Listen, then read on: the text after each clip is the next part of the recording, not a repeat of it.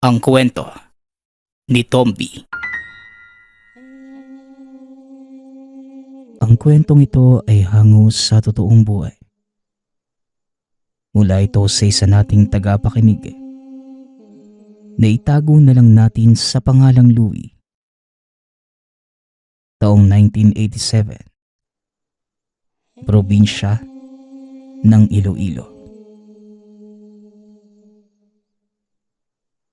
Sa isang barangay sa baryo ng Iloilo, nakatira ang pamilya ni Louie. Bukod sa napakalaki ng sakop ng lugar, marami din ang pamilyang nakatira. Kaya masasabing maingay talaga ang lugar lalo na kapag may mga kaganapan. Bagamat masasabing masaya manirahan sa lugar, hindi namumuhay sa ganitong paraan si Louie. Bata pa lamang siya mailap na ito sa mga tao.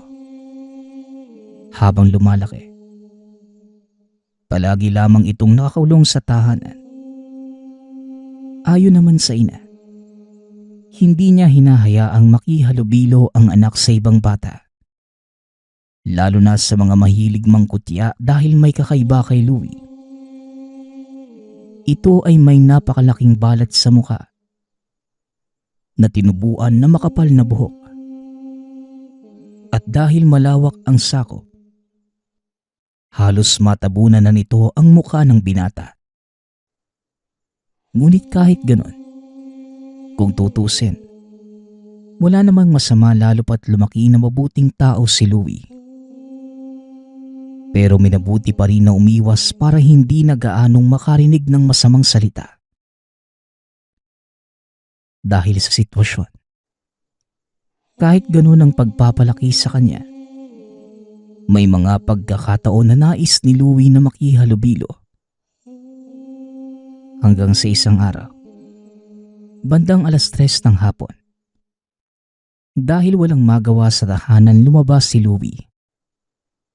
Sa labas ng bakuran, may mga nakatambay na kasing edad niya. Sinubukan ng binatang lapitan ng mga ito, ngunit tila nilalayuan siya at pinandidirian. Hindi nagtagal, diretso na itong pumasok ng tahanan. Nagulat naman ang lahat nang makita si Lolo Loncio na pabalik-balik ng lakad sa kusina. Sa kanilang tahanan, magkasama ang buong pamilya ni Louie. Kailangan na itong alagaan dahil 75 taon na ang matanda. Ayon naman sa mga magulang, manggagamot ito noong kabataan. Kaya kahit papano mahaba ang buhay ng lolo. Sa kasalukuyang edad, nagagawa pa nito ang mga bagay na pinagkakabalahan noong binata pa. Habang si Louie naman, bilang taong bahay, palagi niyang kinakausap si Lolo Loncio. Dahil malalim ang pagkakaintindihan ng dalawa, ito na ang itinuring na matalik na kaibigan ng binata. Samantala, dahil sa mga nakita, nagmamadali namang pumunta si Louie sa kwarto ng lolo. Hanggang sa naabutan ito ng binata. Naghahabol na ng hininga. Kahit nangihina na ang katawan ng matanda, nagawa pa rin itong tawagin ang pangalan ni Louie. Sa paglapit ng binata, hindi niya napigilang tumulo ang luha. Hindi na rin nakapagsalita si Louie at niyakap na lamang ang lolo. Hanggang sa may pasikretong iniabot ang matanda sa kamay niya. Pabulong din itong sinabi na itago na muna yun. At sa oras na mailibing siya, pumunta si Louie sa albularyong si Tandang Empo para alamin ang tungkol doon. Kaagad naman itong itinago ng binata sa bulsa. Hindi na niya muna pinansin pa ang sinabi ng lolo. Bagkus, tumugon na lamang ang binata na kailangan niyang magpagaling at magpalakas. Ngunit totoo na may hangganan ang buhay. Pagsapit ng hapon, araw ding yon, binawian ng buhay si Lolo Loncio. Wala nang nagawa ang pamilya. Matagal na ding nabuhay ang matanda at ayon sa kanila, kinakailangan na nitong makapagpahinga. Magmula ng araw na yon hanggang sa matapos ang lamay ng matanda, nanatiling walang imik si Louie. Palaging nasa sulok lamang ng tahanan. Maging ang mga magulang, hindi ito makausap ng maayos. Hinayaan naman nila si Louie. Inintindi na lamang na mag-anak na baka hindi pa matanggap ng binata ang lahat. Labis itong nasaktan dahil sa lalim ng ugnayan kay Lolo Loncio. Hanggang sa isang umaga, pagkagising pa lamang ni Louie, biglang pumasok sa isipan na hanapin ang batong ibinigay ng lolo. Madali naman niya itong natagpuan dahil naitago niya yun sa aparador. Pagkahawak ng binata sa bato, doon lamang niya ito nakita ng maayos. Ayon sa kanya, isa yung maliit na puting bato pero hugis ugat. Sa unang tingin, halatang solido ito kaya ilang beses niyang hinampas sa lupa. Ngunit hindi man lamang nabitak o nasira ang hugis. Sa patuloy na pagkilatis ni Louie, hindi pa rin niya malaman kung para saan ngayon. Kaya nagpa siya ang binata ng araw na yon. Pupuntahan niya ang naibiling albularyo na si Tandang Empo. Samantala, nang matapos makapag-almusal at maayos ang sarili, lumabas na ito ng tahanan at habang naglalakad, diretso lamang ang tingin ng binata. Kahit papano, may iilan talagang taong tititigan siya mula ulo hanggang paa. Matapos yon, nagbubulungan o kaya na may kukutsain ng binata. Isa rin ito sa rason kung bakit matalinong tao si Louie.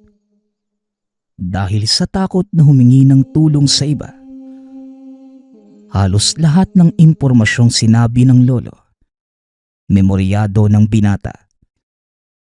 Kabisado niya ang direksyon papunta sa tahanan ni Tandang Empo.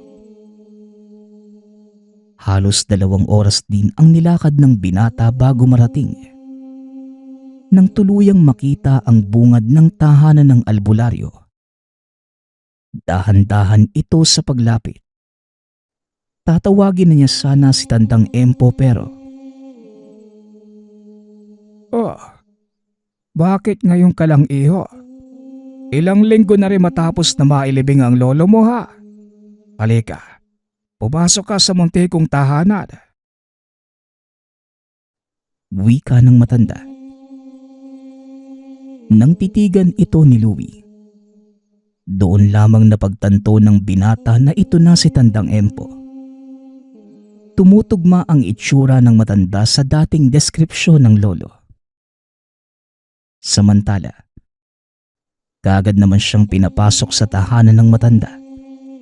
At sa pagmamasid ni Louie, marami siyang iba't ibang klaseng mga batong nakita. Tila ang lahat ng mga ito napakahalaga kay Tandang Empo dahil meron silang sari-sariling lalagyan. Ngunit ang mas nakaagaw pansin sa binata, nang makita niya ang batong nakapaloob sa napakalinis na bote. Ang batong yun, parehong-pareho sa ibinigay sa kanya ng lolo. Bago pa man nawala ang lolo mo, Matagal ka na niyang naibilin sa akin. Bata ka pa lang. Alam ko na ang kahinaan mo at ang takot mo sa mga tao. Napakatapang mo, bata.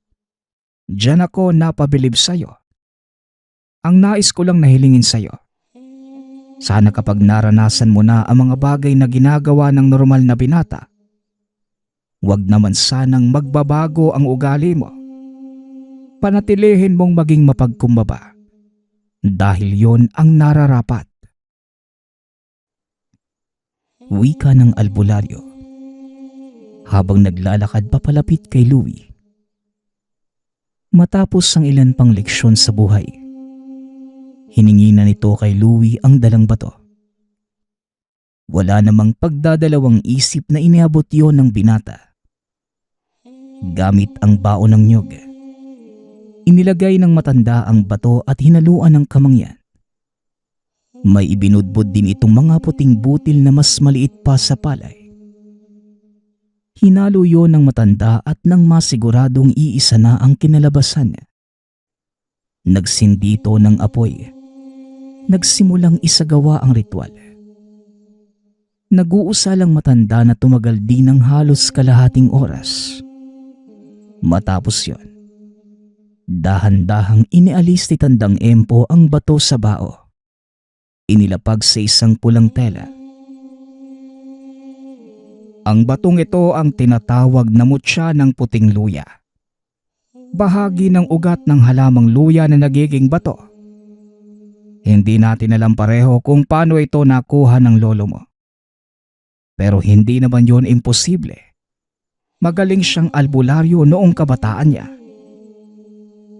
Ang bertud na ito ay maswerte sa negosyo at bibigyan ka pa rin ng kakayahan sa pakikipagkapwa. Sa kaso mo, nararapat mo itong magamit para mas magkaroon ka ng malawak na koneksyon sa mga tao. Pero tandaan mo lang, hindi sa lahat ng pagkakataon, kinakailangan mong sumang-ayon sa mga tao. Maraming halang ang kaluluwa na umaaligid sa bawat individual. Yon ang pinakamalupit nating kalaban. Paalala ng albularyo. Matapos magsalita, iniabot na nito kay Louie ang bertud. Sa muling paghawak ng binata, may naramdaman siya na kakaibang enerhiya sa katawan. Sigurado si Louie na sa bato ito nang gagaling. Nang matapos sa mga bilin si Tandang Empo, nagpaalam na ang binata at umuwing nakatali sa bewang ang tangan. Kagaya ng nakagawian, diretso lamang sa tahanan ang binata. Dahil alauna pa lamang na mga panahong yun, natulog muna ito sa kwarto. Samantala, nang nasa mahimbing ng pagkakatulog, ginising naman ito ng ina at sinabing may naghahanap sa kanya sa labas. Napakunot ang noo ni Louie dahil ni isang beses wala namang naghanap sa kanya. Bumangon na ito at lumabas ng bakuran para silipin. Hindi siya makapaniwala nang makita ang binata na may dalang supot ng gulay. Ito ang binata na minsan nang maliit kay Louie at pinagtawanan siya sa publiko. Nang lapitan naman yon ng binata, kagad itong nagpasya na tapusin ang dating hindi pagkakaintindihan.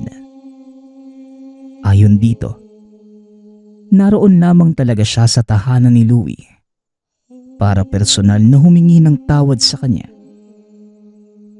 Dahil sa narinig, kahit hindi makapaniwala pero kagad naman itong pinatawad ang kaharap at tinanggap ang dalang nasa supot.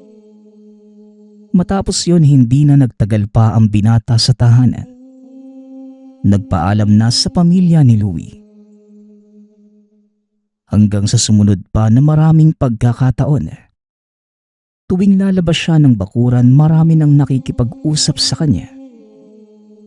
Maging ang mga magulang ng binata nagtataka sa mga nangyayari. Pero maligaya ang mga magulang dahil sa sayang na idudulot nito sa anak. Sa araw-araw itong nararanasan ng binata, doon lamang niya napagtanto na ang lahat ng ito dahil sa tanga na bertud. Kinumpirma niya pa yon kay Tandang Empo. Hindi naman siya nagkamali dahil totoo ang hinala niya. Kahit ganon, masaya pa rin ang puso ni Louie. Sa pagkakataong ito, labis ang pasasalamat ng binata dahil naranasan na rin niya kung paano tanggapin ang lipunan.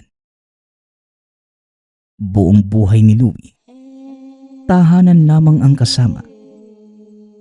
Ibang-iba sa pakiramdam na bigla na lamang lumawak ang mundo. Sa katunayan, maraming naging kabarkada ang binata. Hinahayaan lamang ito ng mga magulang na sumama sa mga kaibigan. Ngunit kahit papano, makilatis ang ama. Kaya may mga pagkakataong hindi nito pinapayagang lumabas at makisama ang anak sa ibang kabataan. Ngunit malakas talaga ang impluwensya sa atin ng mga kaibigan. Dahil sa pakikibarkada, hindi niya naiwasang lumaki ang ulo dahil ayon kay Louie, alam niya na anumang oras may dadamay sa kanya. Lalo na sa mga panahong hindi nakakaintindi ang mga magulang. Nagpatuloy ang ganitong paniniwala ng binata hanggang sa tuluyan ng nakalimutan niya kung paano siya pinagtiyagaang bigyan ng sobrang pagmamahal ng mga ito. Ng mga panahong walang tumatanggap sa kanya. Hanggang sa isang araw, tanghaling tapat nagkagulo ang mga tao sa barangay ni Louie. Halos lahat ng mga ito napatakbo papunta sa ilog ng lugar. Dahil sa kuryosidad, pumunta din doon ang ama ni Louie. Kinabahan ito nang makita ang sariling anak nakabulagta sa ilog. Nagmamadali naman itong binuhat at dinala sa pinakamalapit na albularyo. Nang mga panahong yun, albularyo lamang ang mapupuntahan dahil malayo ang ospital sa lugar. Samantala, maswerte naman dahil kagad nagamot ng albularyo ang mga natamong sugat ni Louie sa tagiliran. Hindi naman ito nakakaramdam ng sakit sa katawan. Kaya diretso na itong inuwi ng ama para makapagpahinga. Nang nasa tahanan na, hindi pinalampas ng ama ang nangyari. Natanong ang binata. Kaagad namang nilahad ni Louie ang totoong sinabi. Sa unang pagkakataon, sinabi niya sa mga magulang ang bertud ng puting luya. Ayon dito, yon ang dahilan kung bakit siya ginulpi ng nagpakilalang kaibigan. Nais lang pala nitong kunin ang tangan sa kanya. Isa itong mangungulekta ng mga bato pero dahil hindi pumayag si Louie, na basta na lamang ito ibigay, pinagtangkaan noon ang buhay niya. Dagdag pa ng binata, hindi naman bumitaw sa katawan ng bertud noong tangka itong agawin sa kanya. Samantala, wala namang bakas ng pagkagulat sa mukha ng mga magulang. Ayon pa sa ama, dati pa man alam nilang sa kanya ito ipapamana ni Lolo Loncio dahil siya ang mahigit na nangangailangan nito. Dagdag pa ng ama, ang mutya mismo ang susubok kung karapat dapat ito. Ngunit sa puntong yon, sinabi ng ama na hindi yon maaaring mapa sa kanya. Dahil kahit sa napakababaw na rason, nagawa na niyang talikuran ang mga magulang. At ayon pa sa ama, mas lalong lalaki ang ulo nito kung sakaling pasukin na ang negosyo. Dahil sa narinig, hindi naman kagad nakapagsalita ang binata. Maya-maya pa, bigla itong nakaramdam ng pangangati sa bewang. Nang silipin ang bertud, ngunit imbes na puti, purong itim na ito na tila nasunog. Kagad namang napatanong ang binata kung ano ang nangyayari. Tumugon naman ng ama na isa itong senyales ng hindi pagsang-ayon ng bertud sa nagtatangan. Kahit pa gustuhing pumunta kay Tandang Empo para maitanong ang mga nangyari, hindi na nagawa ng binata dahil sa sakit na iniinda. Nang sumunod pang mga araw, nanatili lamang si Louie sa tahanan at hinintay ang paghilom ng sugat. Nang mga panahong yun, suot pa rin ni Louie ang bertud pero hindi kagaya dati. Wala na itong naramdamang kakaibang enerhiya at purong itim na rin ang bato. Nang kaya nang makapaglakad ng maayos, kagad itong pumunta kay Tandang Empo. Kinumpirma naman ng albularyo na tama ang lahat ng sinabi ng ama. Dagdag pa nito, inaasahan niyang magkakamali si Louie dahil hindi naman ito seryoso sa pagtanda ng mga ibiniling kondisyon. Wala nang maitutulong pa ang albularyo dahil isang beses lamang kung magbigay ng pagkakataon ang bertud. Dahil dito, hindi na nagtagal pa si Louie sa poder ng matanda. Nagumpisa na itong maglakad pa uwi. Hindi kagaya ng dati na kapag naglalakad, marami na ang bumabati sa binata. Ngayon muli na namang bumalik ang naririnig na mga panlalait. Nagmadali na lamang siya sa paglalakad. Bumalik sa dating gawain. Hindi niya tinitignan ang mga makakasalubong. Diretso na kaagad ito sa tahanan. Nang makauwi, pumunta ang binata sa salamin at nang makita ang sarili, bigla na lang itong humagulgol sa kakaiyak. Sa puntong yon, paulit-ulit sa pagtatanong sa salamin kung bakit maganda lamang ang higit na mas pinapabura ng mga tao.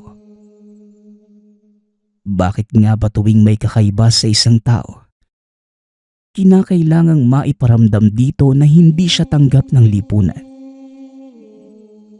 Habang humahagulgol, kasabay nun ang pag-alala niya sa mga memorya na kasama ang lolo. Ito lamang ang higit na nakakapagbigay sa kanya ng mga salitang nakakapagpagaan ng loob niya. Napakabigat, napakasakit sa pakiramdam. Ngunit pinigil niya ang pag-iyak sa pamamagitan ng pagtakip ng mga kamay sa bibig. Matapos yon, nahiga na lamang ito sa kwarto at maghapong natulog. Magmula ng araw na yon, bagamat mabigat pa rin ang kalooban, buong puso na lamang niyang tinanggap ang leksyon sa kanya. Itinago na lamang niya ang mutya sa isang lalagyan. Sa araw-araw na pagmamasid sa tahanan, lalo na sa mga magulang, dito unti-unting napagtanto ng binata na baka hindi talaga para sa kanya ang buhay sa labas ng tahanan, dahil mas sigit na kailangan siya ng mga magulang. Si Louie na lamang ang meron ang mga ito. Kaya naman ng mga panahong nasa barkada si Louie, naiiwan ang mag-asawa sa tahanan. Kahit papano, nahirapan na ang ina sa pagkilos sa loob ng tahanan dahil sa madalas na pamamanhid ng parehong kamay. Samantala, dahil sa sitwasyon, napagpasyahan ni Louie na itago na lamang ang bertud na pamana ng lolo. Lumipas pa ang 7 taon. Nagkaroon naman ng sariling pamilya si Louie. Bagamat kakaiba ang itsura, may itinakda pa ring babae ang itaas para sa kanya. Nabiyayaan sila ng 2 supling. Ang isa sa mga ito ay namana ang katangian ng ama. Pero ipinangako ni Louie sa sarili, Hindi niya ito ikukulong at bibigyan ng malungkot na buhay. Kaya simula pagkabata, hinayaan niya itong makihalubilo sa mga tao. Kakaiba man ang itsura ng bata, pero hindi ito katulad ni Louie na kinukot siya. Sa katunayan, marami din ang kusang lumalapit sana para sa kanya. Nawala man ang katangian sa kanya ng bertud. Masaya si Louie na tila higit na mas gumana ito sa bunsong anak. Masasabing para sa mga naitadhana lamang ang bertud ng puting luya. Ang susunod nating kwento ay mula sa isa nating tagapakinig. Naitago na lang natin sa pangalang Flor. Taong 1988. Probinsya ng Siquijor. Alas 5 pa lamang ng umaga. Abala na si Flor sa paghahanda ng mga damit na dadalhin. Sa araw na yon pupunta silang mag-ina sa piyesta sa kabilang baryo. Doon na din sila magpapalipas ng isang gabi para naman masulit ang pagdayo. Inihanda na rin niya ang susuotin ng 7 taong gulang na anak.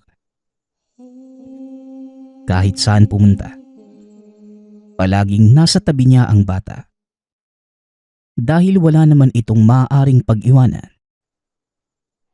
Ang lolo na lamang ang kasama ni Flor sa tahanan. Ngunit masyado na itong matanda para mag-alaga ng bata. Samantala pagsapit naman ng alas 6 ng umaga, nag-uumpisa ng maglakad ang mag-ina. Halos 1.5 oras bago marating ng mag-ina ang kaibigang si Minda. Kaagad naman itong pinapasok ang dalawa. Si Minda ay kaibigan niya sa dating trabaho. Hindi man sobrang tagal ng pagsasama. Ngunit ayon kay Flor, isa ito sa tinuturing niyang matalik na kaibigan. Buti naman Flor, nakarating kayo ng maaga.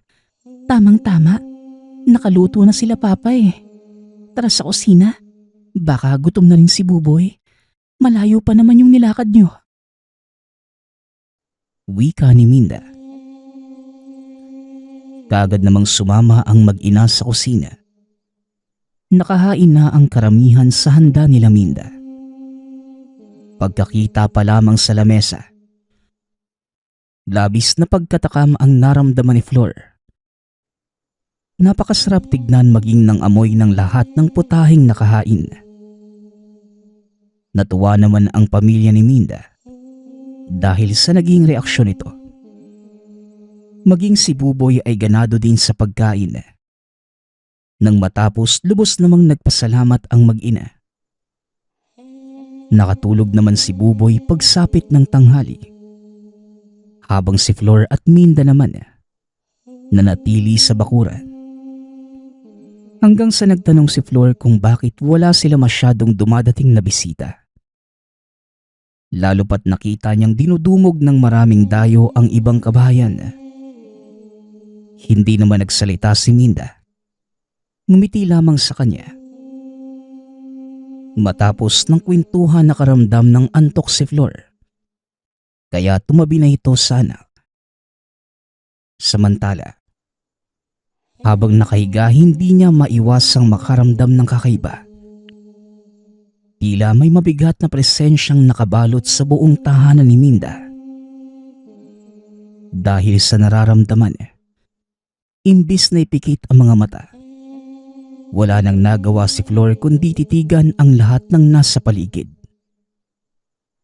Sa pagmamasid, napukaw ang atensyon niya ng 5 garapa na nakaibabaw sa aparador. Ayon kay Flor, kung hindi siya nagkakamali, mga mata ang nakalagay. Ngunit sa isip niya imposible naman yung mangyari. Kaya hindi na niya ito pinagtuunan pa ng pansin. Ayon sa kanya, Baka dala lamang ng antok ang nararamdaman kaya iba ang nakikita. Bumangon na lamang ito at nagpunta sa kusina. Tumulong na lamang siya sa paghahanda ng iba pang lulutuin. Buong maghapon itong tumulong sa kusina. May iilan namang pumunta at nakikain kaya mas lalong naging abala ang mga ito. Bandang 6:00 ng gabi, pumunta na ng kwarto si Flor para tignan ang anak kong gising na. Ngunit biglang nakaramdam ng pagkabahala si Flor. Napansin niya na hindi man lamang gumalaw sa posisyon ng bata. Nang itinapat niya ang mukha sa may bibig at ilong, wala na rin itong hininga kaya nagmamadali niyang tinawag ang kaibigan. At kagad namang nagbigay tulong ang ama ni Minda. Binuhat nito ang bata at pinainom ng langis na galing sa botelya. Ganun na lamang ang pasasalamat ni Flor nang bumangon ang anak. Dahil sa pag-aalala, nang mismong oras na yon nagpasya si Flor na umuwi na ng tahanan.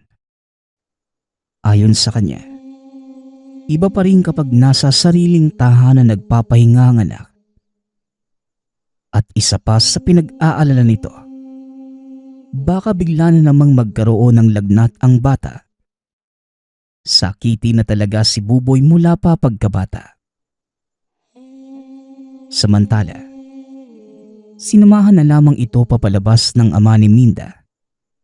Binagtas ng mag-ina ang daan papauwi.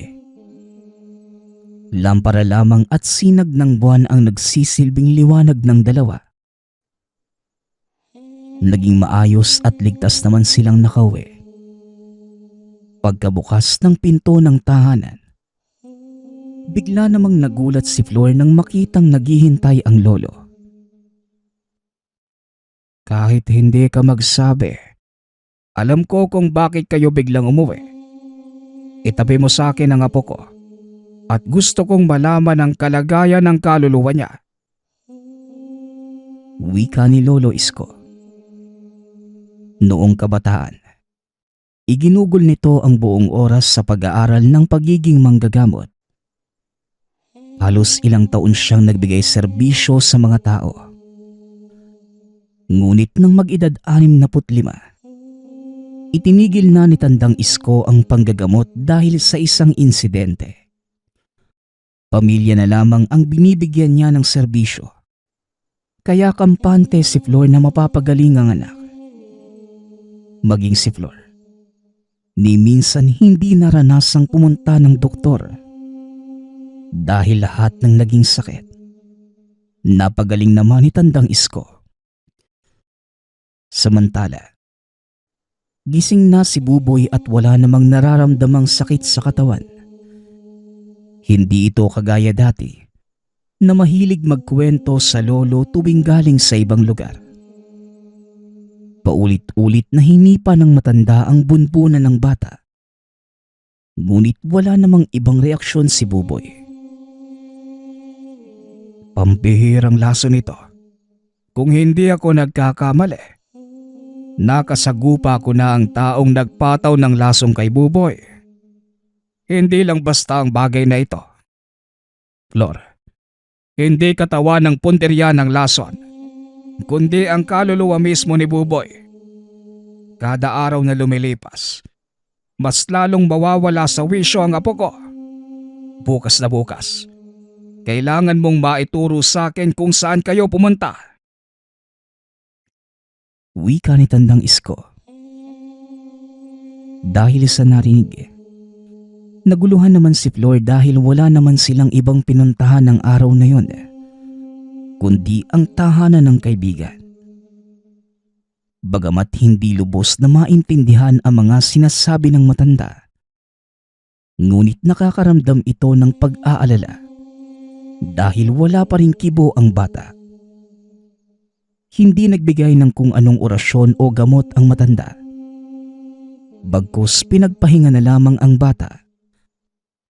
Halata sa mukha ni Buboy ang pagod. Kaya nang tabihan ito ng ina sa higaan, Kaagad naman itong nakatulog. Bago matapos ang gabing yun, nag-usap ang maglolo na si Flor at Tandang Isko. Napagkasunduan nilang dalawa na pumunta sa tahanan ni Minda kinabukasan. Bagamat may mga katanungan na hindi masagot si Flor, ipinaubaya na nito ang sitwasyon kay Tandang Isko. Nang sumunod na araw, 4:00 pa lamang gising na si Flor. Nagising siya sa pag-ungol ni Tandang Isko. Nang tignan niya sa kwarto ang matanda, naabutan ito ni Flor na napakataas ng lagnat. Kaya nagmamadali itong kumuha ng maligamgam na tubig at pinunasan ang buong katawan. Ngunit umalma ang matanda. Ipinabot lang ang isang inaamag na ugat na nakalagay sa sisidlan. Pagkakuha ng matanda, kaagad niya itong inipit sa ilalim ng dila. Matapos yun, pinabalik na si Flor sa pagbabantay kay Buboy.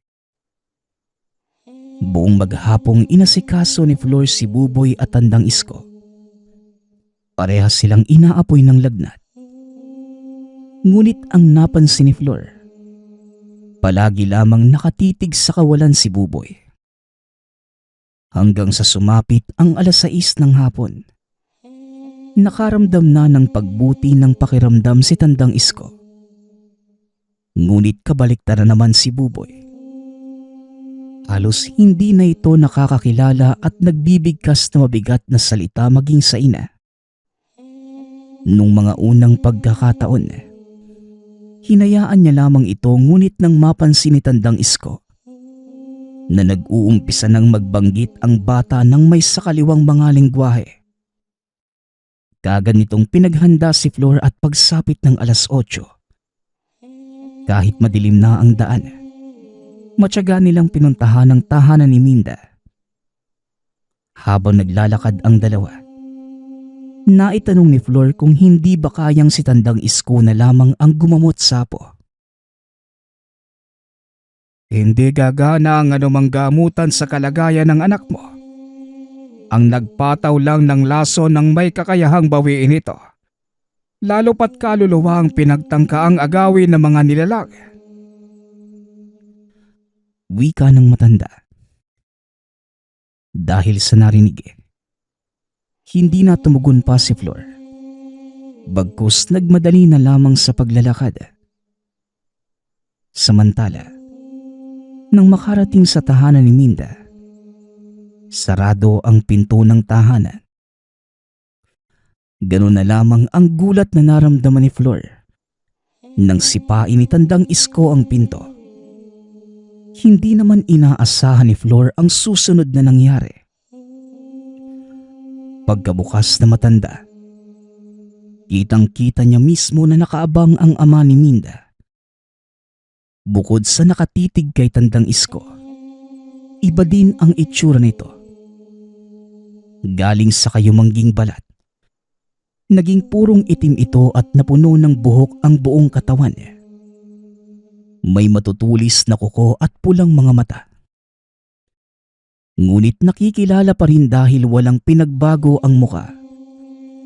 Samantala, iniabot na ni Tandang Isko kay Flor ang bata. Walang ano-ano'y nagpalipad ito ng tigalpo. Ngunit wala itong epekto sa ama ni Minda. Patuloy lamang sa paghalakhak at dahan-dahang lumapit kay Tandang Isko. May ibinubulong ito sa tenga ng matanda. Walang pag-aatubiling binao ni Tandang Isko ang hinugot sa bulsa, na kung tawagin ay apog na binalot ng 3 pinagpatong na buyo sa bibig ng nilalang. Hindi naman ito mailuwa ng aswang dahil nakatakip ang 2 kamay ni Tandang Isko sa bibig nito. Hindi na rin nakapanlaban. Mahahalata sa katawan ang panghihina. Hindi na pinalampas pa ni Tandang Isko ang pagkakataong yun. Gamit ang nakuhang lubid, itinali nito ang mga kamay at paa ng nilalang. Nagmamadali itong pumunta sa kwartong pinagpahingahan ng anak kahapon. Pagkabalik ni Tandang Isko, dala nito ang garapang may lamang mga mata. Nakaramdam ng takot si Flor nang makumpirma na mata nga ang nakita kahapon. Nang makalapit si Tandang Isko sa ama ni Minda, ganoon na lamang ang takot sa mukha nito. Ayon kay Flor, para itong batang nagmamakaawa. Matanda na ako, pero hindi ako basta nakakalimot.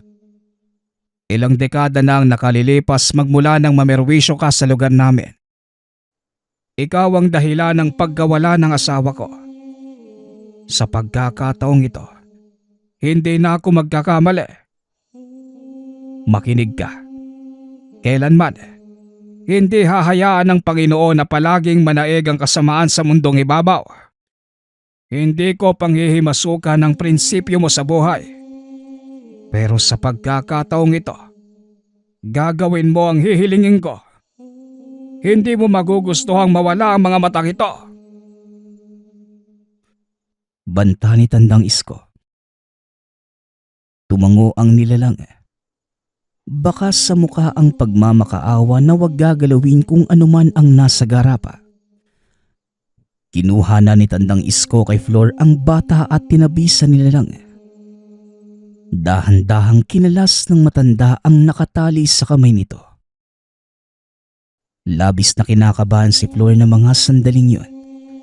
Dahil kahit anong oras, maaaring umatake ang nilalang. Ngunit hindi naman nangyari ang kinakatakutan. Dahan-dahang hinawakan ng nilalang ang dibdib ni Buboy. May ibinulong ito sa tenga ng bata at biglang nasuka. Nailuwa ni Buboy ang mga itim na likido. Halos ilang minuto pang nagsuka ang bata. Kung hindi nagkakamali si Flor, kaya nitong mapuno ang isang batya. Matapos yon, sa mga huling patak ng laway ng bata, sumabay ang isang kulay lumot na bato. Napakalaki nito na maski ang ina, hindi maintindihan kung paano ito nakapasok sa sikmura ng bata. Matapos yon, maayos na binalik ni Tandang Isko ang garapang hawak sa nilalang.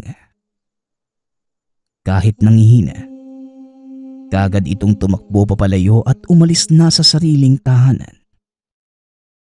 Samantala ang bata naman, wala pa rin sa wisyo dahil sa pagsusuka. Hinang-hina na ang buong katawan. Kaya nang magyaya ang matanda na umuwi, kinarga na ito ni Flor sa likuran. Ngunit hindi pa man nakakalayo, biglang narinig ng maglolo ang boses ni Minda.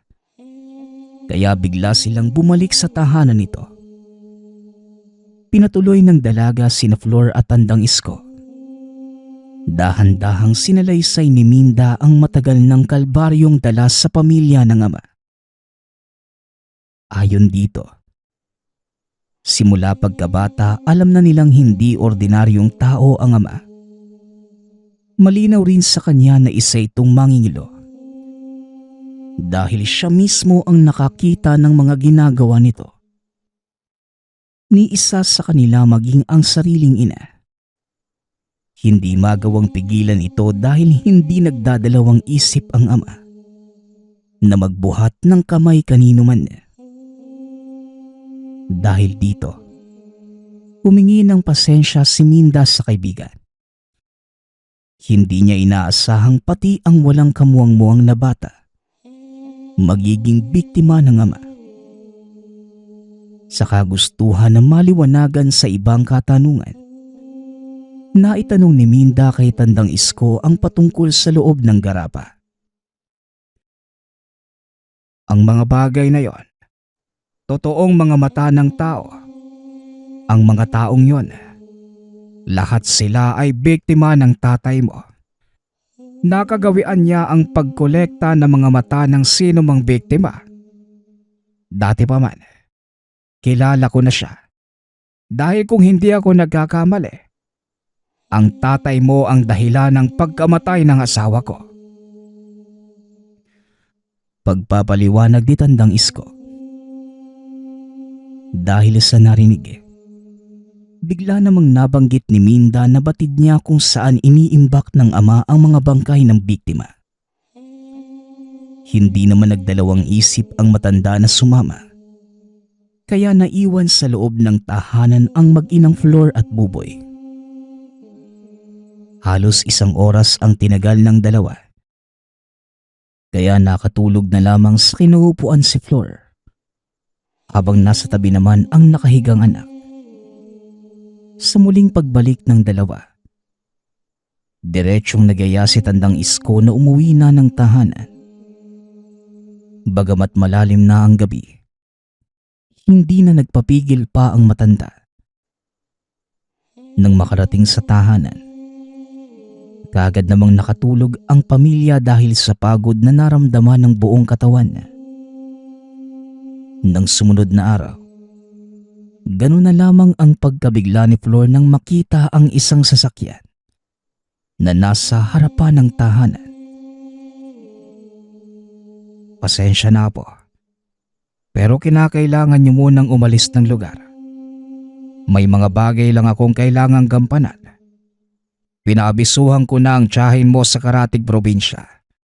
Siya na ang makakasama niyo at doon na kayo titira magmula ngayon. Alagaan mo si Buboy. Dahil napakatalinong bata niya. Mag-iingat kayo, Apo. Wika ni Tandang Isko. Kahit ano pang tanong ni Flor sa lolo, hindi na ito pinabulaanan pa ng matanda. Wala na rin itong nagawa kundi mag-ayos at mag-impake ng mga gamit ng anak. Gaya ng mismong araw na yun, lumuwas ng probinsya ang mag-ina. Hindi man gaanong maintindihan ang nangyayari, ngunit malaki ang tiwala ni Flor sa lolo. Naging maayos naman ang buhay nila sa bagong tahanan. Walang naging problema dahil mabuti ang tiyahin. Nakabalik na rin sa dati ang kalagayan ng bata. Ngunit wala itong patid sa paghahanap kay Lolo Isko. Dahil sa ilang buwan na ang nakalilipas, magmula ng lisanin ang matanda. Isang araw bumalik sa dating probinsya ang mag-ina. Araw ng Lunes, 9:00 ng umaga nang makarating ang dalawa sa lugar. Sa muling pagbabalik sa tahanan ni Tandang Isko, naabutan nilang bukas ang lahat ng pinto. Hindi ito madalas na gawin ng lolo.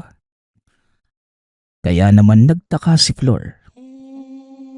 Dahan-dahan itong pumasok ng tahanan at ganoon na lamang ang pagkabigla ng makita.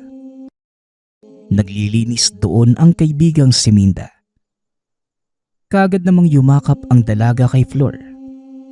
Ibinahagi ni Minda ang buong pangyayari. Simula ng lisanin ng mag-ina ang lugar.